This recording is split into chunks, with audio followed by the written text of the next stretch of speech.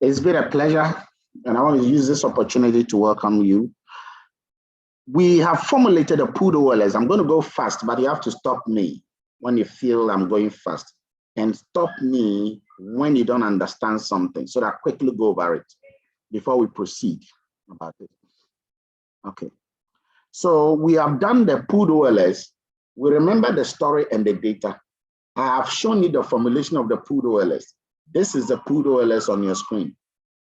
And this POLS, what makes it OLS? By the way, know that the POLS is simply OLS. Just that there is time, but the time has been ignored. And each firm is considered as a separate firm. The only thing you will see is an error term, which is here. This is an error term. The error term is what separates the POLS from the others. Okay. Now, this is the general model, and this is a POLS.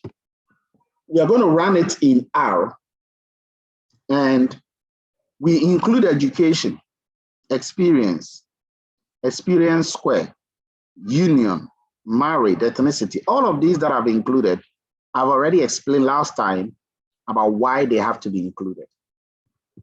And we ran it. I remember we did it. We ran it in R.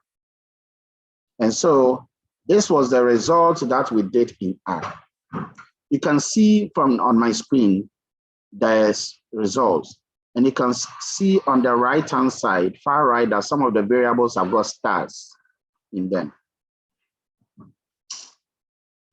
The stars that are there indicate the level of significance, the p-value, the level of significance. So I have some questions I'm going to ask you, and you should be able to answer them. And these questions and how we're going to answer them will help you to do your assignment as well. So let's take the first question. That's you answer them based on the results. Please, if you have not learned how to formulate and how to estimate them in R, you want to do that. If you don't have this, you let me know, because I did it last week.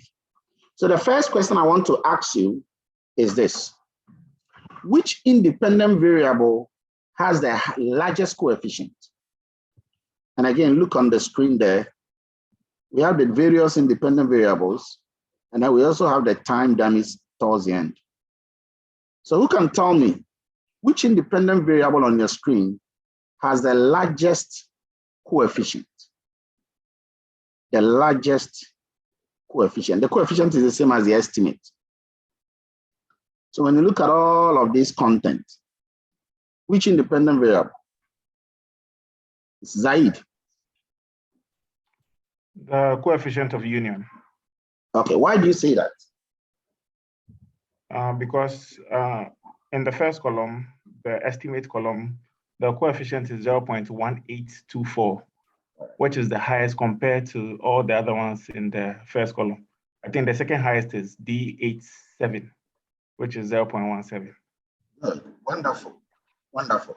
Remember that all of these have been regressed on the log of wage. So the next thing is, how do you interpret this coefficient? Okay. This coefficient, let me just highlight it. How do you interpret it? Remember, the interpretation requires that you deal in percentages because the wage has been logged, the log of the wage. So how do you interpret it? You have to start with on average, holding other factors constant. Okay. How do you interpret this coefficient? Boyson. Look, on average, holding all other factors constant, a 1% change in union participation leads to a 0.18. That's to a 0.18% change. Are you sure it's 0.18%? Leads to an 18% change. You are trying it. leads to an 18% change in the wage of the worker. No. The way you interpret union is different because remember, union is a dummy variable. Sorry. Don't worry. Think about it again. I'll come back to you. Okay, let me see whether another person will be able to crack that. Justice. Doc, on average, holding all other factors constant, a person belonging to a union would have its wage 18% higher than a person who does not belong to a union. Exactly. So you see, there was no increase. There was nothing like change. There was no increase. If you belong to a union, your wage is going to be 18% more than if you don't belong to a union. And is this significant or is not significant? Asante, you said it. Is this significant or is not significant? Doc, it's significant. It's significant at 0.1%. Exactly. Now, how do we know that it is significant at 0.1%? You can see that it has 3 stars. And 3 stars implies that you have 0.1%. That is a 3 stars. Okay, I'm highlighting it for you guys to see. So it is 0.1%. So that is how you interpret it. You are interpreting it in percentage terms because the wage has been logged. The wage has been logged because you are using the real wage and not the nominal wage. This is how you do the interpretation. So any question on that? Because this is very important and you have to learn how to do this interpretation. After you've interpreted, you have to indicate whether it's significant or it's not significant. Now let me go to the next question. What is the estimate of return to education? By the way, who can tell me the return to education in the result? What is a return to education here? What is a return to education? That one, if you know, you know. Okay, so you can see education in the system. I'm sure you can all see education in the system. Now look at education and look at the estimate there. How do you interpret the estimate for education? How will you interpret the estimate of education? Remember, in this context, education is not a dummy variable like union. Okay, education is not a dummy like union is a dummy. Okay. So where you say that this one is more than the other one. So how will you interpret education? Of course, you also have to still use the what do you call it? You still have to use percentages because of the log of the wage. Jewel. Okay, I'll try. On average, given the education and holding all other factors constant, or will I have to read out the other 3? No. Or I can just say all, holding all things You don't constant. have to mention given education because that's the one we are No. going to change. Okay. So holding all factors constant with education, we can see that there will be Wait. a unit 1 wage in. Oops, with holding all things constant. Oh, sorry. Can you hear me? Okay. We'll see that there'll be a 1 unit increase within, excuse me, not 1 unit. There'll be a 1 unit increase, which will result in a 9% increase in wage because of education. Did I read that right? All right, okay. So you've tried. It's not the best, but you tried. So let me see if somebody can. John, yes, John. Yes, sir. On average, on average, holding all other factors constant, a 1 unit increase in education will lead to a 9% increase in wage. That will still be wrong. Let me tell you guys why quickly. You don't want to go to the next one. You said a 1 unit increase. It cannot be a 1 unit increase because everything is in percentage. So it has to be a 1% rise in education. On average, given all other factors, a 1% rise in education will increase the wage rate by 9.1%. Okay. And then we have to add that, and this, and again, we are interpreting this one. Okay. And this is significant at 0.1%. So remember, it is not a 1 unit because the wage has been logged. It is a 1% increase in education will lead to 9.1% increase in the wage rate. Learn how to do this interpretation because unless you are copying from your colleague in an assignment, because the way you interpret it in an assignment is very important. Okay. Any question on that? So I'm just helping you to know how to interpret things, in a panel data econometrics. Okay, let's go to the marital gap. Okay, the marital gap. So look at married, yes or no. Okay, that's the marital gap I've highlighted. Who will interpret the marital gap? And let's just conclude that one too is significant at 0.1%. How will you interpret the marital gap? Remember, these were young men between the ages where they've just graduated and then they've been employed. And in the process, some of them get married and then some of them remain. Justice. Doc, on average, holding all other factors constant, a young man married will have his wage 10% higher than another young man who is not married. That's it. That's it. So if you are a young person and you are married, your wage will be 10.8% more than if you're not married. So at that time, what it means is that marriage affected the wage of a person. And why is that so? Because when you are married, you are said to be someone who is not somebody who is not stupid, someone who is committed. You are committed. You've shown your level of commitment by marrying somebody. And so you've demonstrated that you can commit to the job because you are already showing signs of commitment to marriage. And so what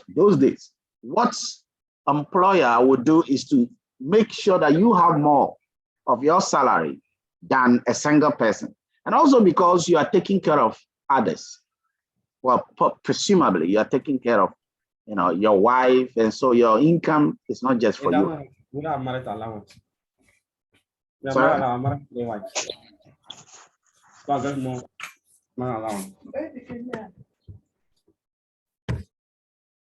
Okay.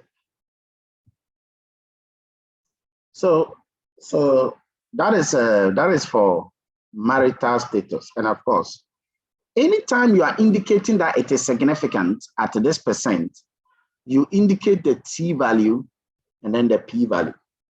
So when you want, and of course, and I mean the thesis or journal. So if you want to say that the thing is significant at 0.1%, then you write into bracket 6.9, which is a T value, and then you write the standard error, which is 0.016. So you write a standard error, and then you write the T statistic. All right. So that is how you do the interpretation. Now let's go to the dummies, the dummy variables. You can see that the dummy variables, we have 1981, 1982, all the way to 1987. Now something is happening. Check the values, check the estimate. 1981 is 0.06 or 0.058. Yes, I don't go. I don't go. Your hand is up. I don't go. Your hand is up. I don't go talk. Unmute yourself and talk. I don't go, looks like you are pressing too many things. Just carefully check what is happening, okay? Okay, sir. Sorry, sir. Please just be conscious of where you are standing. You are in the midst of a group of people, so be conscious of it. I beg you. Okay, sir. I beg you, don't let this happen again because it's been a third time. All right, so in 1981, you have points, like 5.8%. Okay. That is how much the wage is increasing. In 1982, 6.2%. Okay. In 1983, 6.2%. In 1984, 9. So you can see something happening. What is happening? You can see that the dummy is increasing as you go further the years. So the question is this. 1987, okay, what do you see? What does that tell you? The value, and again, when you look at the screen, you see that 1987, the value is 17.4%. What does that mean? What does that mean? Well, in short, basically, what this means is that if you should hold other factors constant, the wage rate, the nominal wage, has grown by 17.4% over the 8-year period. Because remember, that is a time dummy. So it's telling you how the dependent variable is changing over time. That is what that time dummy is doing. So how the dependent variable is changing over time. And over time, then we have what? Inflation. Okay. And so that value is telling you how the nominal wage is increasing. So because of the possibility that there will be inflation, what employers do is that they also increase your salary. So sometimes you check your salary, it's increasing. Sometimes it's even increasing by months, but it's so small that you don't see it. But on average, by a year, the salary must have gone up by 17.4%. Those of you here, which of you know the percentage increase in your salaries? Monthly or yearly? Anyone? Who can tell me the percentage increase in your salary on average? It changes, it differs from company to company, job to job. But I want to just ask whether you know yours. Adama, what is yours? 10%. 9%. 10. So your salary increases by 10% per annum, correct? Yeah. Okay. Anybody else with another answer? As an employer or employee, you should know it. Anybody else can tell me the percentage increase in your salary, the annual percentage increase? Vincent. Prof, 20%. 20%. William Yabua says 30%. Okay. Benjamin Ajiman says 4%. Yes, so mine is reduction. Mine is reduction. Okay. You want us to know that you are very poor. Okay. You are telling us that every year your employer is reducing your salary by 30%. Okay, all right. Okay. Why are you working? Then come and let me employ you. Because I have businesses that, every year your salary should, but the minimum income that I change my people is about, minimum is about 25% increase in your income. 25% increase in your income. In fact, by 2 years, your salary may have gone up by 100%. I can tell you that in my business. Wow. My income went up by 1,200% in my first year, my first 3 years. No, hold on. It went up by 1,600%. 1,600% in my company. I'm just telling you, and I'm not kidding. Okay, and some of you will understand. So it is always important that if you are saying yours is 30% reduction, Master, you just need to alter your alterations, and change some of these things. Because how can you be working and reducing your income by that? All right. So some of you have got 7%. Some of you don't know yours. And that one too is also fine. Sometimes it's so small, that's why you don't even know. When it is big enough, you know the incremental change. So in this context, in this situation, you can see that the children, their salaries, he's still saying that 30%. In this one, you can see that salary or income is increasing by 17.4% by 8 years. This is by 8 years. But when you look at per annum, every year, you can see that it was increasing by how many percent? On average, it was increasing by how many percent? If you look at the first year, we'll even tell you by almost 5.8%, right? So you can see that the first year by 5.8%. So you got to know your percentage increase. So the dummies, the time dummies will help you. So note that anytime you incorporate time dummies, that is a job.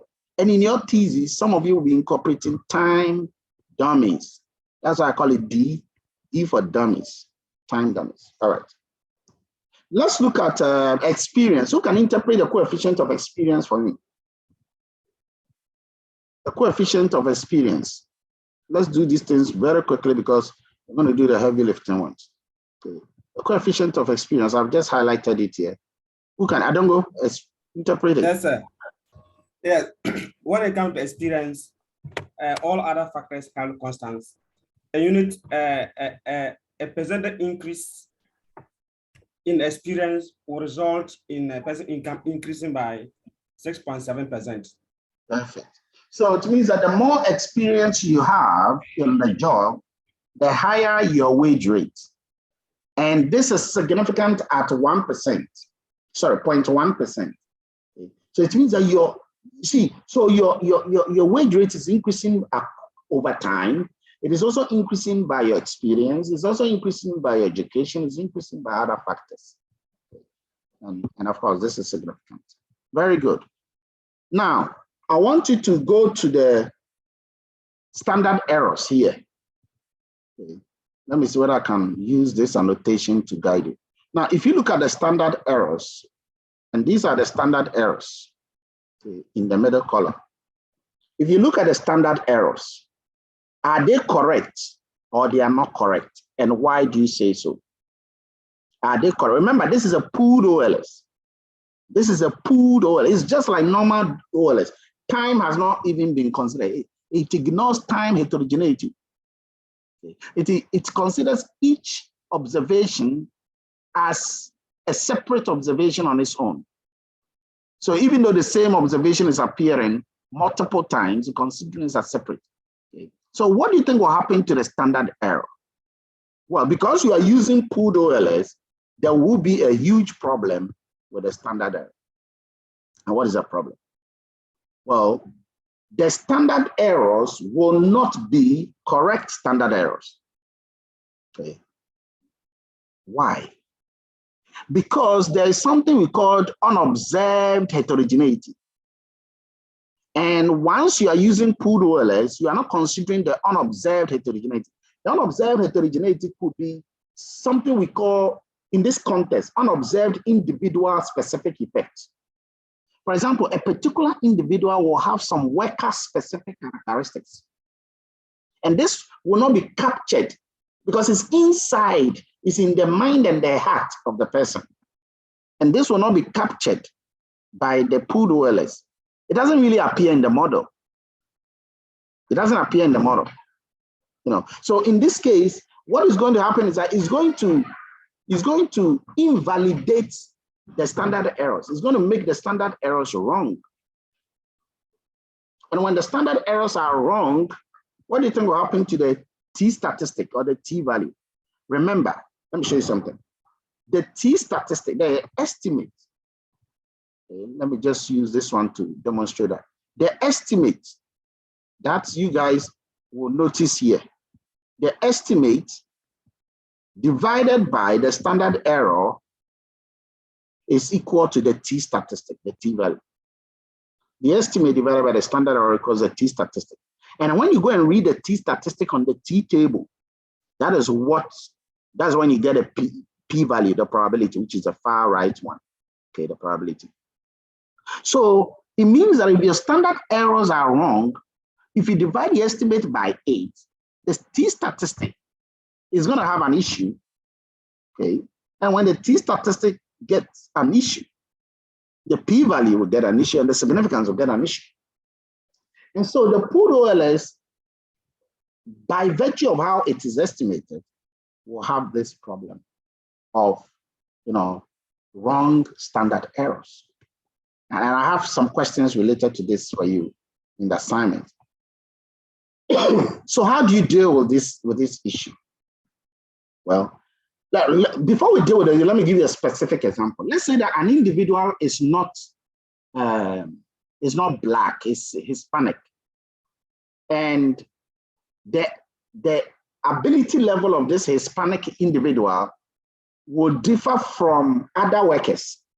So because he's Hispanic, maybe he has an advantage of language, or he has some special ability. If this ability is not properly captured, in the experience, or is not captured in the education, then the standard errors, the pooled OLS estimator is going to be biased.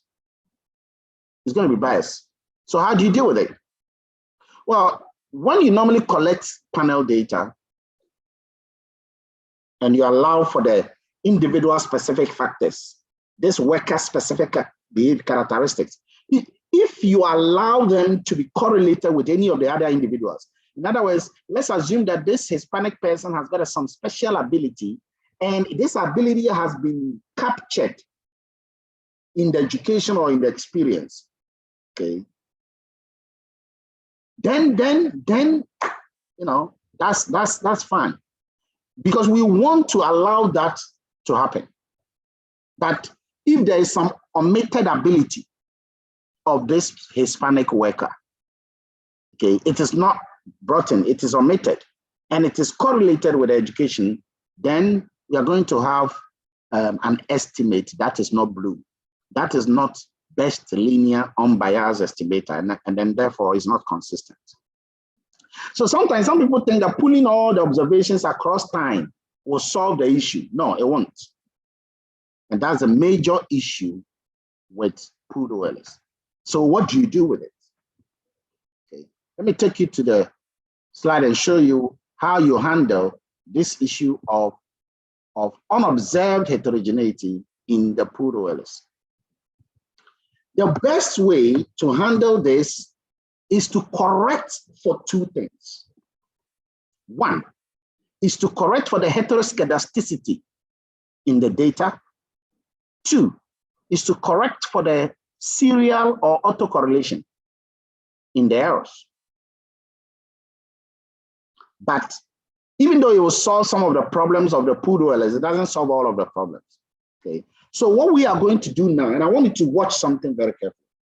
What we are going to do is that we are going to estimate the entire model, this time by using the white heteroscedastic autocorrelated standard errors. In other words, the standard errors, the pooled OLS standard errors that you were seeing in the data, we believe that the standard errors may be wrong, may be biased, and the estimate may be biased and inconsistent because of the incorrect standard errors. And therefore, we're going to correct that by handling the serial correlation and the heteroscedasticity. So to do that, you have to invoke this command. There's a package which is known as sandwich and library, sandwich. So you can install that sandwich if you have an internet. If you don't have an internet, all you have to do is to just do that at a later time. So I'm going to just do that for your eyes, just for you to be able to see what is happening. So I'm going to the data set and I'm going to run that command. Okay. So you can see that I have library sandwich. Now, I have sandwich already installed. If I don't have it, it will indicate. Okay. So let's do that. Okay. So I have the sandwich already installed and it's gone. And for you to know that you have a package installed, always go to packages at the data set here, and then type the package you are dealing with. So you can see the sandwich. When I typed it, it has come. And then the LM test, you're going to use the LM test to invoke. The LM test you can see here that the LM test is done. These are ways to test for linear regression models. So you invoke all of this by librarying them into the R memory. And once you are done with that, the next thing is to check for the coefficient, the standard errors. Now, first of all, let me show you the coefficient. By typing the word coefficient alone, okay, so sometimes when you try to type it, it may even come. Okay, coefficient. Okay, if you type the coefficient test, you may get plenty of things like this. But what I want to do is I want to do it for the data set and then correct for the heteroskedasticity. And again, when you check the notes, you see what I'm doing. All you have to do is to just type coefficient into bracket W-POLS. The W-POLS was the name of the command, the one we used here. Okay. And the V-curve is the variance covariance matrix that corrects for the heteroskedasticity. The heteroskedasticity with cluster is the HC that you see there. So let's run that, and then it will give us a new level of what? Results. Now, nothing will change. The coefficient, the estimate will not change. You can see that here. Let me raise it a little bit. The estimates don't change, but then the standard errors may change. Okay, so look at the standard error for the education. Okay, it is 0.011. Now the previous one, let's check the standard error. You can see that the standard error was 0.005. Okay, and then the experience, previously it was 0.014. Okay, 0.014, that is for experience. And when you come down and check the new standard error, you can see that it has changed. Okay, 0.0195. So the standard errors will alter. And once the standard errors now alter, the belief is that heteroskedasticity may be corrected, and because the p-value and the others will differ. Sometimes it can be worse, sometimes it can be more. But how do you know that it is good or is not good? Well, one of the ways you can do is to check. Okay, previously, check the ones that are significant. And when you check the ones that are significant previously, you can see that when you come to the new one, some of the significant values have gone down, especially going to the bottom. Okay. So again, that is a way for you to correct for heteroskedasticity. Heteroskedasticity. Now, there are several ways of correcting for heteroskedasticity, and let me show you some of them. One, and again, you can run some of this. Another way is to estimate the robust white Arellano or cluster standard. These are different kinds of standard errors that you can use. So one of them is the model, I called it POLS.hack. Okay, and I use Arellano with a type 1 standard error. And this will give you another different kind of standard error. The third one, which is the newer West standard error, which I normally, let me do that one for you to see. The newer West standard error corrects for heteroskedasticity. Okay. So again, you're using this right after you've done the pooled OLS. So let's go to the R. And then we run the newer West standard error. Okay. So I call it POLS.NW equals to coefficient test, then the name of the pooled OLS, then the V-curve becomes V-curve NW. NW here is the newer West. You run that, okay. And this is the result. Look at this result, and you can see that it's giving you a very significant, values here. I love the newer West one, so you want to be used to that in your real analysis that you do. Okay, so the key point is that you can see that the coefficients are now more significant. If you compare that with the previous one, if you look at the previous one, experience square,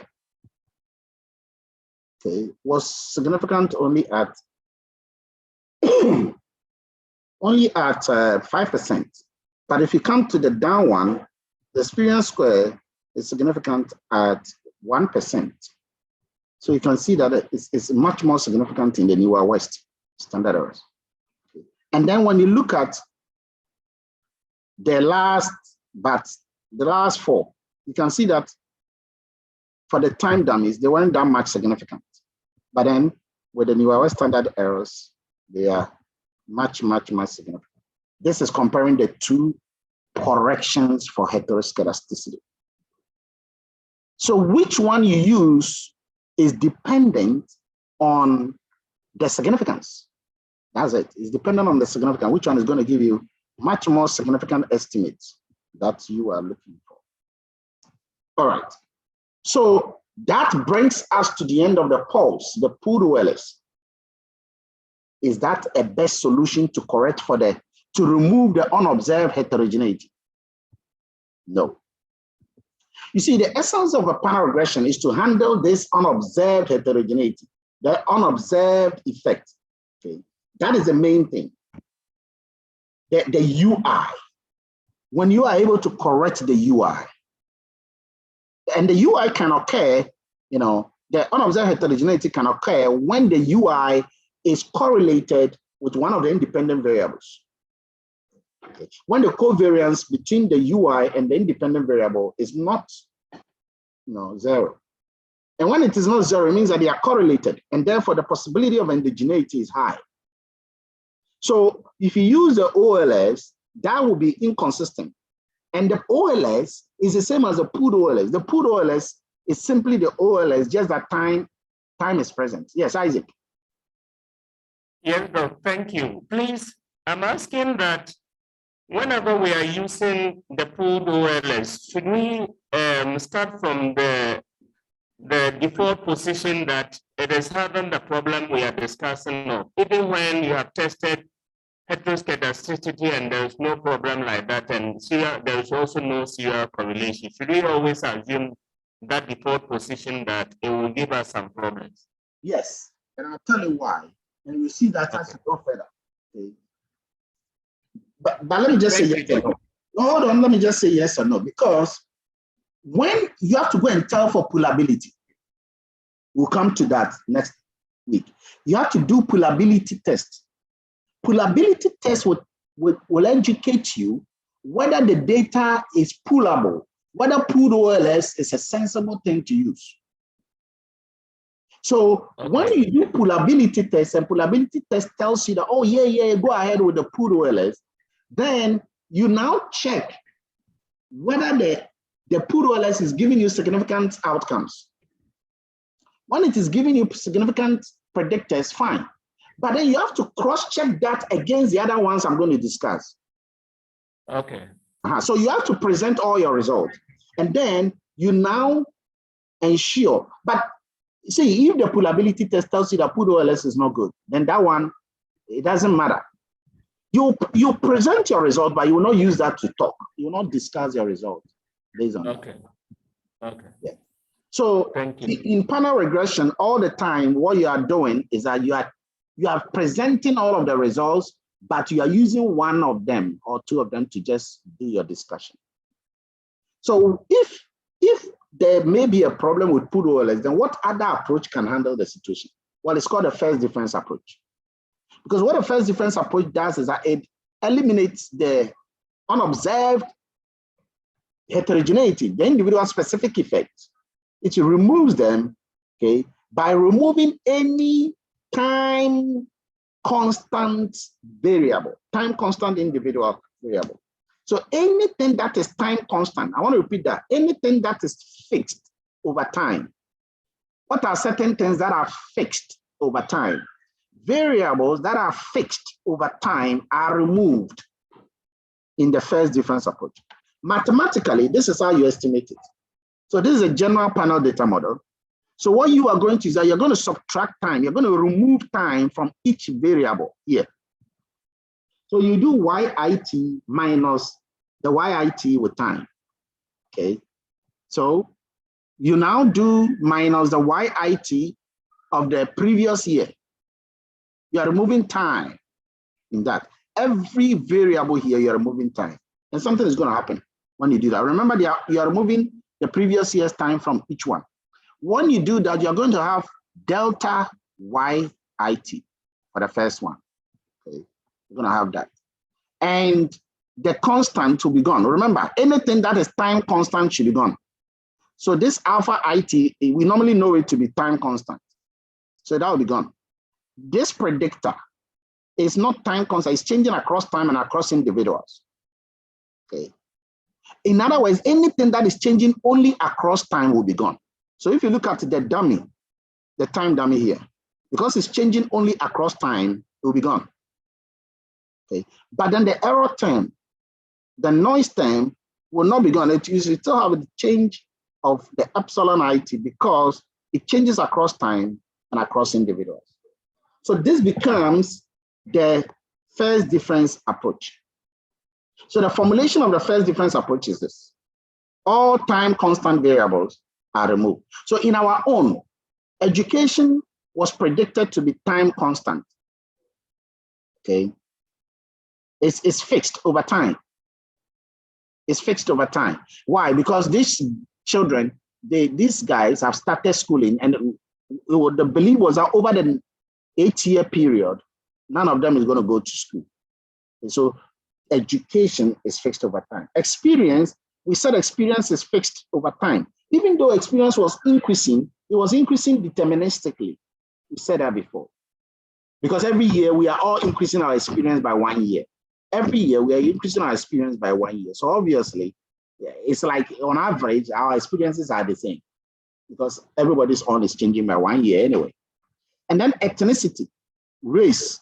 Race is constant over time because you hardly can change race. So all of these variables are constant over time. Now, how do you do your formulation for the first difference for our specific data? This is a formulation. So you can see that when you're formulating, you do delta log of the wage IT, and you can see delta everything else. Okay, everything else. But those that are constant over time, education, you can see education is not there anymore. Experience is not here anymore. Ethnicity is not here anymore. But those that we believe are changing over time, they are here. Union, we said it was changing over time. Married, some of the children will be married during the job process. Okay. So all of those things, this is how you formulate the first difference approach. Now, let's go and do that in R. We're going to run the first difference, and then we see the result. Okay. So this is I call it WFD. That is the wage of the first difference. And watch it carefully. I have put education in it, but we said that education is changing over time. It's not changing over time. So why did I put education there? Okay. Experience, I've still kept experience here. Why? Why will I do that when we've already said? Well, the thing is that because these things are changing, they are not changing. The R is sensible enough to recognize that. And so R will not even bring their result. So even though I'm putting in the results for ethnicity here, okay, ethnicity will not be, the results for it will not be shown in the first difference. So the first difference, look at the model I'm using. The model type is first difference, FD. Okay, and so I'm going to run this model. I'm going to run this model. I call it WFD. Okay, in fact, that will mean that the summary here must change to that. Okay, so I'm going to alter this to WFD, just the same name that you did, and see the results. So I'm going to run this model in the R, and then you will all see, and you got to compare. And again, when you are doing your work, whenever you are doing your work, Gilbert. Okay, whenever you are doing your work, try and always you recognize some of these estimations. So normally, like the question one of you asked, you have to do all of your work. and then show your final result, even in a table. So I've just run the estimation here. I've just copied and pasted. If I run WF and show the summary, it will not work. So this must be changed.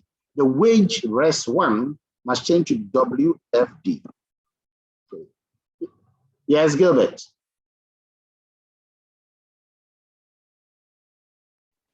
Oh, please, it's a mistake. Sorry. So you run this result, and then this is what you get. Watch it carefully. You can see that it has eliminated, even though I brought education in the picture here, even though education, it's like, even though I was forcing it to bring education and experience, if you look at the results, there is no education and experience. First difference approach is sensible in the R enough to know that those factors are time constant. And therefore, they are not even brought in. So when you show this in the result, you see that that column, the education and experience will not show, will not reflect themselves. Okay, we've said that already. Now, what happens to the results? Now, when you look at the results, you can also see clearly that the 1987 dummy is not brought. Okay, because at that time, it's not going to change over time. But you can see that 1981 has been brought. 1982 has been brought because they are changing over time. But at the time of 1987, that 1987 is not changing over time. I hope you get me. So that is why that one is not brought in. Okay, so anything that is time constant variable, any time constant variable is omitted. And you can see in the model, they are there, but then they are omitted in the results. And when I look at this first difference approach, you can see that much of the variables are not significant. Check it.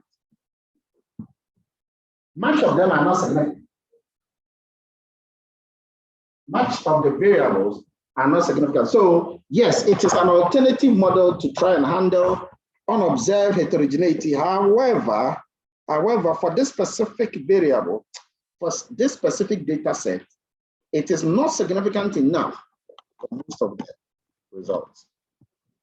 So that leaves us with another model that, might clear most of the anomalies that may happen in the unobserved worker-specific factors.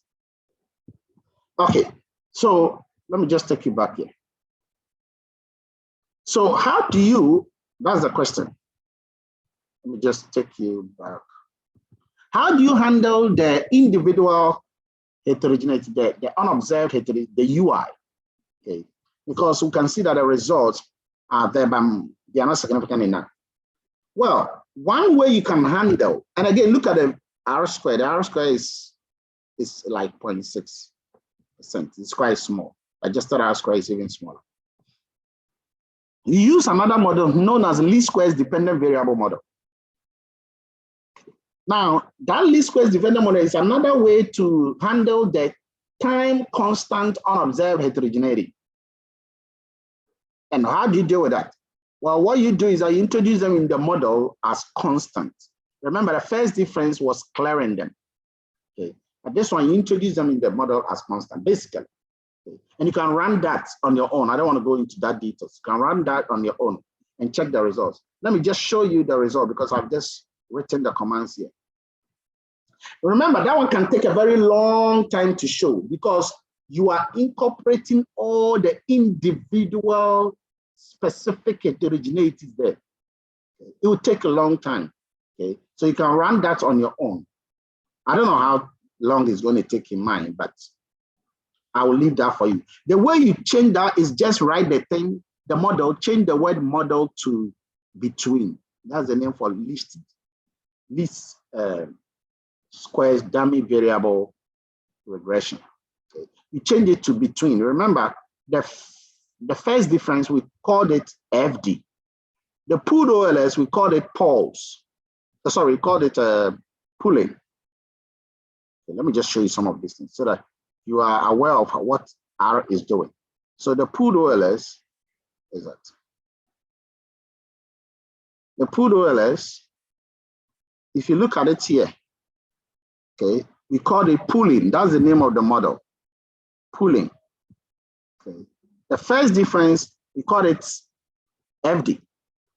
And then the limited dependent variable, least squares dummy variable regression, we call it between. So I just wanted to know some of those names. That's how you change the model. Everything else means by you change this model. All right, let me go to the next one, the fixed effect. The fixed effect is a commonly used one, and is the one you see in most papers, okay? The fixed and then the random effect. So I want you to understand the theory behind this first. What the fixed effect is doing is that it is controlling for all variables that are fixed, constant over time. In fact, that was the same thing first difference model was trying to do. Variables that are constant over time, like culture, religion, geography, gender, race, ability, behavior. Some behaviors are constant over time. All of these are controlled for in a fixed effect model. Okay, so, and the unobserved heterogeneity, the unobserved effect, what I call the UI, what I call the individual specific factor, if they are correlated with the error term, or with the independent variable, the predictors, if the errors, and again, remember there are three errors. One is a UI, which is individual specific effect. The other is a lambda I, which is a time specific effect. And then the other is a noise, which is an epsilon IT. Okay. Now, if the individual specific effect is correlated with a dependent variable, OLS is out. OLS is out, because one of the assumptions of OLS is there must be no correlation. Okay, so we have to use a fixed effect. Another name for the fixed effect is a within estimator. So the key point is that under the fixed effect, unlike the first difference that tries to clear them, under the fixed effect, the UI, the unobserved factors are constant.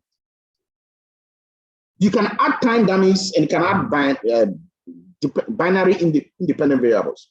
Okay, you can add numerical variables. You can add dummy variables. You can add time, dummies and all of that. But the key point is that the individual specific factors, is assumed to be constant. So how do you do that? How do you run the model? First, let's get to the general model. Okay, this is a general model. The general model is YT, blah, blah, blah, blah, blah. This is a general model with all the error term, the composed error term are here in three parts. Okay, these are it.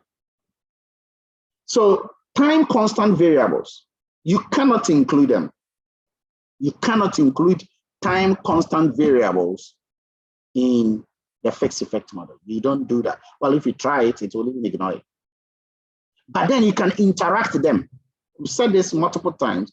You can interact them with variables that change over time. So let's say that a variable is time constant, say experience. You are saying that experience is time constant, it doesn't change over time. Even in this model, we said that education is also time constant. But you can multiply this experience with a time dummy or with another dummy variable. You can multiply that, you can interact them with variables that are changing over time. What variable is changing over time? Time dummy. So time dummy, we have them as 0 or 1, 0 or 1, 0 or 1, but they are changing over time. Okay. You can multiply that time dummy with the variable you have omitted. This time constant variable you have omitted. You can create another column and do that. I just want you to know this. Okay, so how do you now reformulate the general model in a fixed effect sense? The first thing you do is that you find the average of each variable. So suppose you want to find the average of this variable YIT. That is going to be the summation YIT from 1 all the way to T. So you're going to find the average of everything here. Okay, so this is what happens. You now create a variable which is YI bar.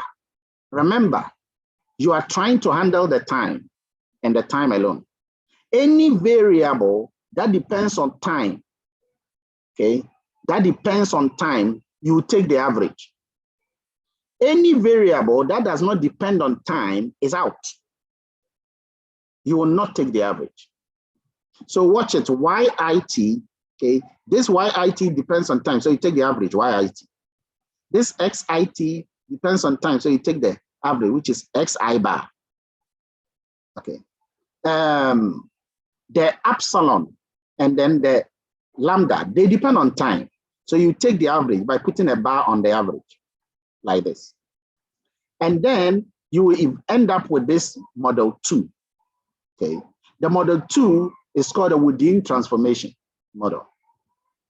Now, when you take the model 1, the original one we have, minus the model 2, this is what you have. So this is original one, YIT minus the average. Each one minus the average. Each one minus the average. Each one minus the average. And when you do that, you see that the error term will be gone. The individual specific effect, okay? That unobserved, you see, the essence of the panel data model is to remove the unobserved heterogeneity. And when you do this approach towards the fixed effect, this unobserved heterogeneity, one of them is plus, and the other one is minus. So they will be canceled out. Okay. And then the other factors will remain. So eventually you will end up with this. Any variable that I have YIT minus something is average. I will recall it as YIT with a tilde sign on top of it. Anything that we're able to do the transformation, you will call it with a tilde sign on it. Okay, so you can see that all of them, equation 3 is that this equation 3 is the fixed effect model. Fixed, I'm just showing you. I mean, somebody will just show you, boom, the model, but I'm showing you how we achieved it. Okay, so you can now estimate this one, this transformed model. You can estimate it using the normal POLS. Okay, and it will be fine because you've transformed the model. Okay, so this fixed effect model is also called a within estimator model. The beta parameters will be different from the normal beta parameters, and it will not be inconsistent as the other one. And of course, if you look at the time dummies, because it's still dependent, this time with a tilde sign. And remember, the tilde sign is showing that there is the actual value minus the average. Okay. That one is made up of several time dummies. I just want to show that. Remember that this lambda t with a tilde is made up of several time dummies, like 1981, 1982, all of the times. Okay. That's the dummy variables. Okay. And you can remove the error after estimation the usual way. So the key points are the unobserved specific effects, the unobserved heterogeneity here. They become the leftover in the dummy, the dependent variable. That cannot be explained by the independent variable. So we are going to run this and estimate the within estimator. Okay, the beta parameter will be different from the POLS one. Remember, we have the POLS, we have the first difference, and then even the least squares dummy variable, that one is not too keen, and then we have the fixed effect model. So let's try to get the fixed effect model for our original data. Remember, anything that was fixed, okay, is omitted, just like the fixed effect, just like the first difference. So remember, in this model, we assume that education is fixed. So you don't see education here. We also assume that experience is fixed. That's why you don't see experience. It's fixed. You remember ethnicity or race. That one was fixed. So that's why you don't see it. See, how you learn to formulate the model is very important. So if you are estimating formulating a fixed effect model, and then you incorporate all those fixed items in it, you'll be punished. You'll be punished by an examiner. Okay, so it's very important you learn how to estimate the fixed effect model. And now, of course, your error term must also be brought in there. Okay, now with this estimator model, how do you now go and run it? But before we go and show you, somebody might be wondering why we said some things are fixed. What are the things that were fixed? We said that experience is fixed, education is fixed, ethnicity is fixed. Okay. They are all removed from the data. But you are allowing variables like experience square, because experience square is not fixed. It's like a rising and falling. It is showing the rise and fall of experience. Union is not fixed. We said that before, okay? Because these young people, men, will be marrying over the 8-year period. Married is also fixed. Union means that they can change from a unionized worker to a non-unionized worker. Okay. Now, why education? Why experience? We said that before, because we said that experience is determined. Okay, it rises deterministically every year. Everybody's experience is rising. So they are more or less like what? Constant over time. Okay. Now, let's go and run the model. Fixed effect model, there are 4 ways of looking at it. One, and I want you to look at the word effect here. One way of looking at a fixed effect model is when you consider the effect to be individual specific effect. So you believe that the individual specific effects are the ones that must be altered, or you believe the time specific effects are the ones that must be altered, okay? Or you believe both of them. Okay, so that's the 2 ways, both the individual specific effects and the time specific effects. Okay. And then finally, the actual fixed effect within model. So these are different ways of estimating, the fixed effect model. The last one is a key. This last one, okay, the one which is the within. So what I'm going to do is I'm going to estimate a fixed effect model with that. And this is it. Look at a beautiful thing that is happening here. Okay, so and again, let me just go back and run this in the R for you to see. So go to R. And again, you do some of these things yourself. So if you're able to follow through what I'm showing you, you will be fine. So look at this. It is WFE, W for the wage, FE for the fixed effect. And then we run the model. We use the within. The within shows that we are running a fixed effect. And then let's summarize the result. And this is the result. Look at the results down there in the console. Oh, this is beautiful.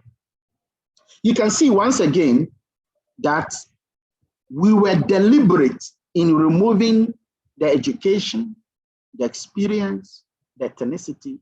And so clearly that's the result. You can see that most of the variables are significant. In fact, all of them are significant. It's just a matter of significant at what level. All of the existing experience square, union, married, all of these things are significant. The R square is 18%. Okay, and this is good for the model. Again, we are going to put all of them together to see which one is the most interesting one. So this is how you estimate the fixed effect model. How to interpret all of these things I've taught you already. Okay. That is the estimation of the fixed effect model. But there are some things that we will discuss as we go further. You see, the fixed effect model may have standard errors that are not correct, may have that. So even though you've estimated a fixed effect model, you can handle some certain issues, cluster of groups to handle group heterogeneity. So you can define clusters by individual identifiers in the model. You can define clusters. And you can also do the heteroskedastic corrections for them. And I did that. I won't lie to you, I did that. Okay, let me just show you. Okay, I did the heteroskedastic correction and the results wasn't too different from the one that we know. So let me just show you.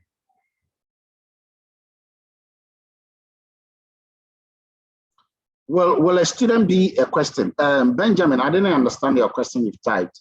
Come back again because it looks like you omitted some things. Okay, so let me just go and then show you if I were to correct for the standard errors. Watch what I've done. I've done coefficient test, the WFE, which is for the fixed effect model. And then the VCOV, I'm trying to correct for the heteroskedasticity and autocorrelation. HAC is stochastic autocorrelated consistent standard error. That's a Jacob hack. And then this time I try to also correct for group heterogeneity. So cluster here, I indicate group. And the method I use, and I mentioned this earlier for the correction, is a Arellano type bond. Go and read about these things and then run for the results and let's see. And as like I said, okay, like I said, this is errors. Okay, let me see why there is an error. Okay. There is an error because I need to invoke what I thought I did. Library LM test.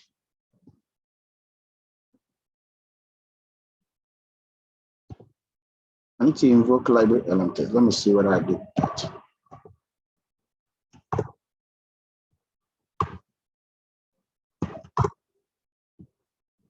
No application method for still function applied to the object of class PLM parameter. Okay.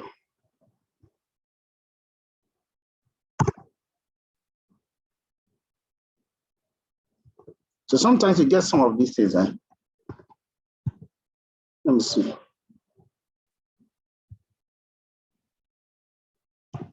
You do get that. And let me see what is happening. Again, this is just to correct for possible heteroscedasticity. That's it. Okay. All right, so you got it here. Will a student be asked why all his variables are significant? In fact, yes, you need to know why all your variables are significant. You need to know why your variable is significant or is not significant. So yes, you need to know, Okay, so you can see that these variables are significant here. That's what I've estimated. And you can see that when I did the heteroscedastic autocorrelated standard error correction, you're still having the same significant result. Now you might not see, but look at this. For you to know that the standard errors have changed, compare the union. Union is 0.0227. Okay. And now let's go and check with the original one. You can see union. Union is 0.019. So again, the standard errors have all changed. That shows that you have corrected for the standard errors, okay, for possible heteroscedasticity and autocorrelation. So this for the fixed effect, this one was good, and the previous one too was good as well. Okay. So then you can interpret it, but we'll come to that later on. So that is a fixed effect model. If you want to use a newer West standard error correction for this fixed effect, you can do that. Let's do that. Newer West. You remember I told you that the standard errors correction, there are several of them. Okay, the white and then the newer West standard errors. So this is the newer West standard errors, NW here. And I'm going to run this model, this time correcting for the newer West. And there you go, look at it. And again, you will see that it is only the standard errors that are changing. Now with this one, they're the same as the previous one. All of them are significant. But there's something interesting for this, which the other one doesn't have. Look at the previous one. Look at the previous one. Look at for married. Married, yes. You can see that the significant test is what, 5%. And then when you come to the newer West, look at the significant. The significant test is what percent? It's not 5%, it's 1%. So you can see that the newer West is fantastic in correcting for standard errors and leading to much more significant results. Wow, this is beautiful. This is beautiful. If you don't see this as beautiful, then I don't know what else is beautiful in the world. But for me, this is beautiful. This is beautiful. Correcting, making sure that your standard errors are robust to autocorrelation and heteroscedasticity is key. And like I said, there are several ways of dealing with them. When you check the slides, you see some videos I've made on some of these things, and you can check. Okay, the last but one is a random effect model. Remember, and again, each time we are going, I'll be reminding you, we've looked at pooled OLS. You can use that, but it has a lot of issues. First difference tried to solve the issue of unobserved heterogeneity. And then it tries that, but it has some issues. Least squares dummy variable regression also has some ways of trying to handle the unobserved heterogeneity. Now, fixed effect tries to handle it beautifully by removing, all fixed variables that are fixed from the model and re-estimating the model. What does a random effect do? The random effect assumes that the unobserved heterogeneity are independently and identically distributed, and they are not correlated, they are orthogonal, they are uncorrelated with the independent variables. In other words, listen carefully because this is the interesting part. The covariation between the error term and the independent variable is 0. Now, let me just take you back slightly to what the fixed effect said about this. Because your capacity to appreciate and understand these things are very, very important. I won't lie to you. They are very, very important. Because sometimes you are doing the whole thing might look like Hebrew. Okay. Look at what it says. If the unobserved heterogeneity are correlated, okay, with the errors, the OLS will be inconsistent. And that is why we use a fixed effect. So you are using the fixed effect because you believe there is some correlation between the error and the predictors. Okay, you believe that there's some correlation. Now, the random effect believe that there is no correlation. What is that? The random effect believes that the correlation between the errors and the predictor is 0. So there is no correlation between the errors. And therefore, you can safely be added to the composed error. The composed errors are the 3 items: the UI, the lambda I, and the epsilon IT. Now, if you can remember the fixed effect model, we remove the UI from the composed error. But in this random effect model, we include the UI into the composed error. Now, that's what I said. I said in the fixed effect, the UI is treated as constant, so it was pulled out. Okay. In the fixed difference or the fixed effect model, the covariation between the error and the predictor are not equal to 0.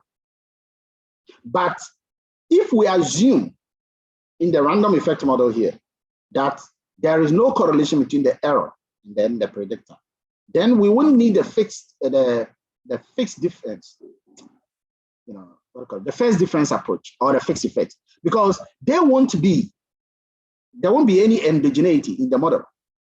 So if you use the OLS, that will lead to autocorrelation. We said that already. So what we do is that we use the random effect model. And the random effect model is the same as the GLS or the feasible GLS, okay? But in a panel data regression world. In a panel data regression world, the random effect is the same as the feasible GLS. So the beautiful thing about the random effect compared to the fixed effect is that the random effect assumes that there is no correlation. Well, if they are not correlated, it means that one doesn't affect the other, one doesn't have any dependency with the other, so they can be put together in the composed error. But then the fixed effect said, oh, no, they are correlated, and so they pull out the UI from the composed error thing. So let's go and run the random effect, okay? And again, the question becomes, which one do you use? Which one do you use? We'll come back to that. You need to know all first before you know which one you use. When you get to a shop, you need to do window shopping. And then you can now zero in on which one is good. So the standard error of the random effect, okay, this is how it's estimated. Okay, the covariation of the individual specific effects and the error term, and the covariation of the individual specific effect and the other error term, okay, this is equal to 0, and they will give you a different variance. Okay, one of them will have a variance that incorporates only the individual specific effect, but the other one will have the individual specific effect plus the actual noise thing. So the serial correlation, the possible serial correlation in the random effect model can be handled. Because it assumes that, look at it here. It assumes that there is no serial correlation. So, but if you use the feasible GLS, you can handle the serial correlation in there. And like I said, the feasible GLS is just another name for the random effect. The random effect is another name for the feasible GLS in a panel data. So let's go to the overall model, the general model. Always I take you back to the general model. This is a general model. Okay. And now in a random effect, we will alter the general model like this. You can see that the UI has been brought together. All of the composed error terms, they are all together. As we know, the error term is independently and identically distributed with a zero mean and a constant variance. And the same thing is with the UI. The UI is also independently and identically distributed with a zero mean and a constant variance. So if you want to see some of the papers that have used this approach, I've given you some of the papers that have used this approach. But let's go to our original model. Watch the way our specific wage panel data model will look like. Okay. Now, sometimes we talk about whether the random effect estimator is efficient. Yes, once you have corrected for serial correlation, the random effect model, once you've corrected for serial correlation, it will be more efficient. Okay. That means that it will be blue, okay, consistent estimator, and efficient than the pooled OLS or the fixed first difference model or the fixed effect. Okay. And you can rewrite the entire model by a transform version like this. Again, you can look at it later on. It's pretty simple. Okay.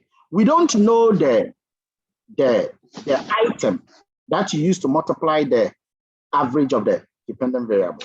Okay. But if it is zero, someone is making some noises there.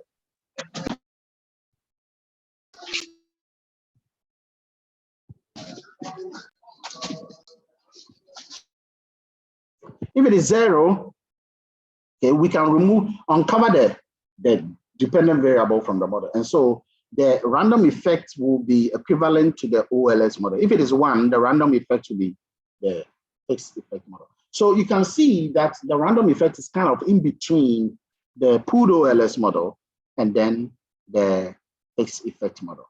In practice, though, the value is not zero or it's not one, it is normally between 0 and 1. And that makes the random effect not either an OLS model or a fixed effect model. Okay. It's not perfectly that. It's in between OLS model and a fixed effect model. Okay. What is the theta? What is this theta? Well, the theta is kind of what is bringing us between the fixed effect and then the random effect. That's the point. So if you see the formula for the theta is 1 minus the whole of the error term, the noise term, and that of the transform version of the individual specific effect, the square root of that. Okay. If theta is 1, then the variance is equal to 0, and therefore the random effect approaches the OLS. That is if theta is 1. We said it before. And if it is equal to 0, the random effect approaches the OLS. If it is equal to 1, it approaches the fixed effect model. So you can find the variances. I'll show you this practically, don't worry. You can find the variances of each one of those to get the theta, and then substitute the theta back, and then you can now use the pooled OLS on the transform equation. I've shown all of this here. You can check it later.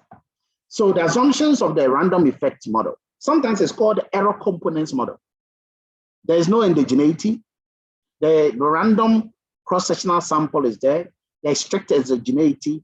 There's no perfect multicollinearity. Fixed effect model, pooled OLS model, first different, all of them have the same assumption, except one. Okay. If all of the assumptions are fulfilled, then we know that the random effect estimator will approach the true estimator as you increase the sample size. All right. So this is important points to note in all applications before I show the random effect. In all applications, it is important to compute all of the models, the pooled OLS, if you can, the first difference, okay, and then the fixed effect, and then the random effect. Compute all of them, compare all of them on an entirely the same data set, and then you can make some informed decisions in there. And you can also correct for the heteroscedasticity and autocorrelation after you've done the whole thing. You can see that I've been doing that. Always use a cluster robust standard errors to control for this heteroscedastic, or you can use a newer West, okay, as we have said. So let's go to the wage pan data and then see how we model the random effect. Look at it carefully. There's nothing big deal about it. Unlike the fixed effect that removed education, we have brought education back. Unlike a fixed effect that removed the experience is back. Fixed effect that removed ethnicity is back. So in the random effect, all the variables that are changing across individuals and across time are in there. And the error term is inside the composed. Look at the last part.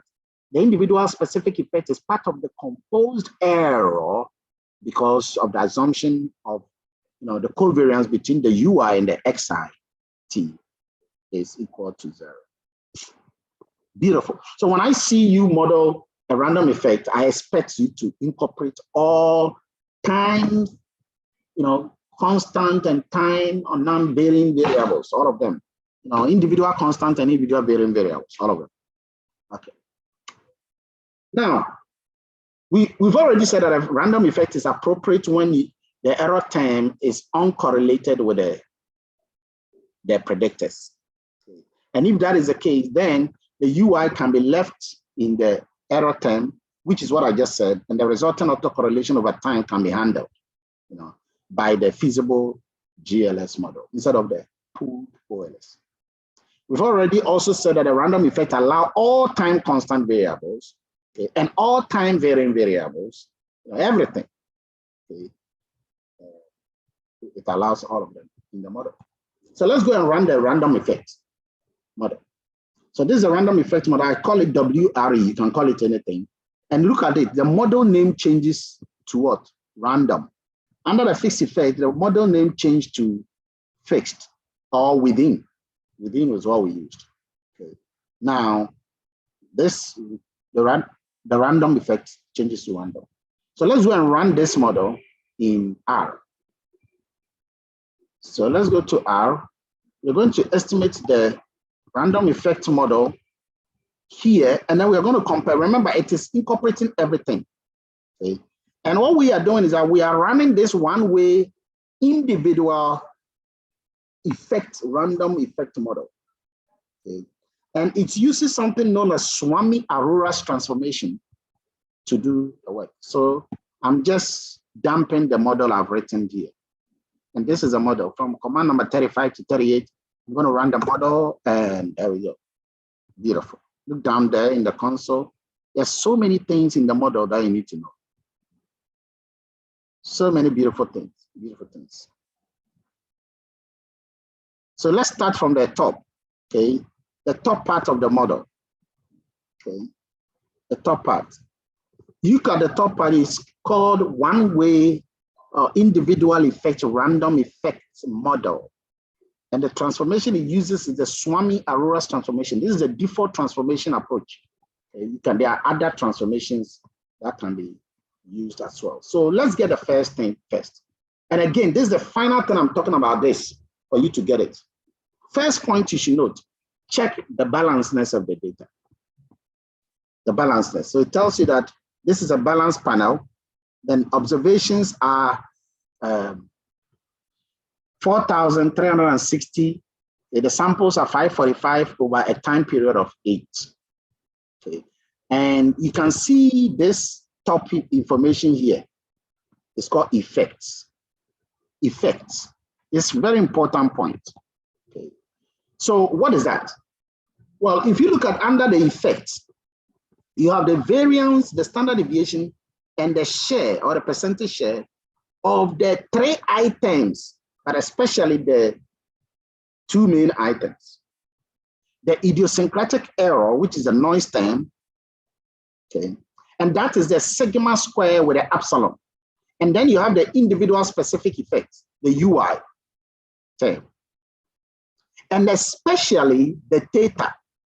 The theta. Remember the theta was the theta that I showed that had that plenty formula in there. That is it. Now, when you have a balanced data, okay, this is going to be a constant thing you're going to see. But when you have an unbalanced data, a summary of the values will be given in the header of the output. So you get a summary of the values to be given there. So what is this theta? And please note it, this is very important, this theta here. It tells you the percentage variability that comes from the individual specific effect relative to the, what do you call it? Relative to the error term, the idiosyncratic error. In other words, it is telling you the variance of the random effect error and the random effect noise and the random effect individual specific effect. Okay? What is the percentage variation that comes from this, from the individual specific effect relative to this? And earlier on, I gave you the formula that has 1 minus plenty things.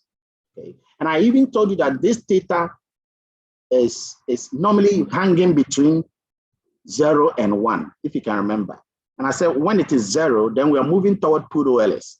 And when it is 1, we are moving towards fixed effect. But in practice, it's not known. In practice, it's not known. So we have to estimate it, which is why we've gotten it here. So in our wage data here, you can see that most of the variations, okay, that come from the work. So this theta here is 64.3%. Okay. So what it means is that most of the variability that come from the individual specific effect or the unobserved worker specific effect, okay, is 64.3%. So majority, see, that is why you have to capture it. You have to pull it out. That's why you got to know it. The random effect allows you to know. So there is some hidden latent factors that are influencing the overall compose error. And 65% or 64.3% of that is being captured by the individual specific effect. Okay. And this helps us to explain why the time varying variables, those variables that are changing over time, and you can see them down here. Okay. You can see all of this 1981 to 1987. Okay.